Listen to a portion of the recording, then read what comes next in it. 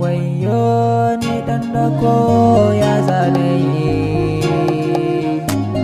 wayyo Allah na ya zane. Sauraro na in baka manta ba labari na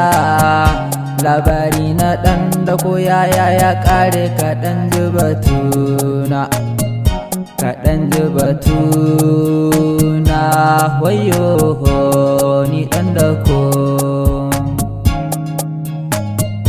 Bayan babanta ya sadaka siyo ne mana, ya ba su dama su lalubon a cikin garina. Da inda na shiga su takumo ni ko a Kaduna, dan ya ci burin zai ɗau matakinsa a kaina.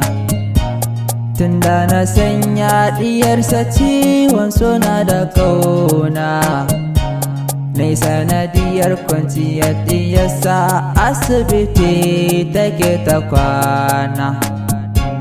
Ta manta komai ba ta gane kowa sai dai sunana, ko yaya ta farka ba ta cewa komai sai dai mai sona.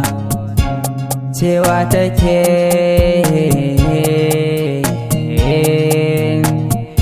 ku kawo mun shi ko zan ji sauƙi ko ji tausayina. Idan ta da ƙwalla tana zuba mai zafi da ƙuna, kowa ya ganta zai tausayanta, wayyo mai sona. Hakan ya sanya mahaifinta haushi na da ƙina, gashi banda kowa babu uwa kuma babu ubana. Ba majibincin da zai shige min cikin lamarina, kullum tsoro na babanta me zai yi a gona.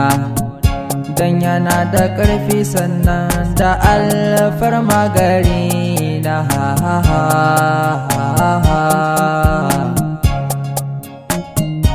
Zai iya komai akan diyarsa, bai so ya rasa ta. Ita ɗai diyarsa ba shi da kowa da ke bayanta. Yana santa sosai, komai take so da sauri yake mata. Bai san alaƙarta da kowa, bai san talaka, bai san talaka. Bai so ya ga ta kula kowa ko da daƙiƙa, ko da daƙiƙa.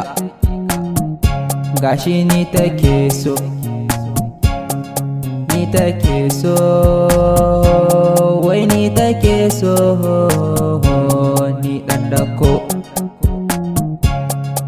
Wayyo ni ɗan dako na shiga garari,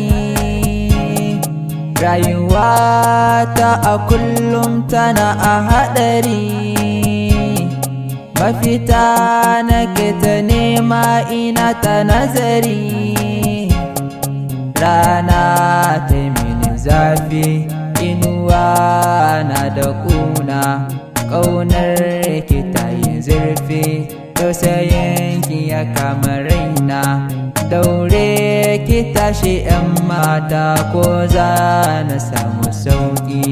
Kullum ɓuya nake don gudun mahaifinki.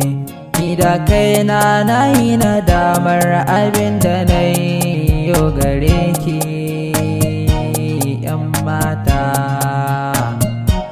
daure ki tashi, daure ki tashi.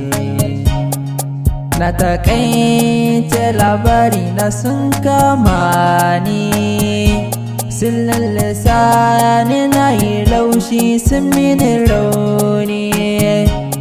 Ina hannunsu a yanzu sun ɗaure ni, sun kira shi alhaji, sun mai albishir da sun kama ni. Bayan alhaji ya zo mai yayyo a gare ni, abinda yayyo a gare ni shi ya sani a tunani. Na yi mamaki ban yi zata ba, ban tsammani ba, ban tsammani ba. Ku biyo ni a gaba dan jin ƙarin bayani. Dan dako.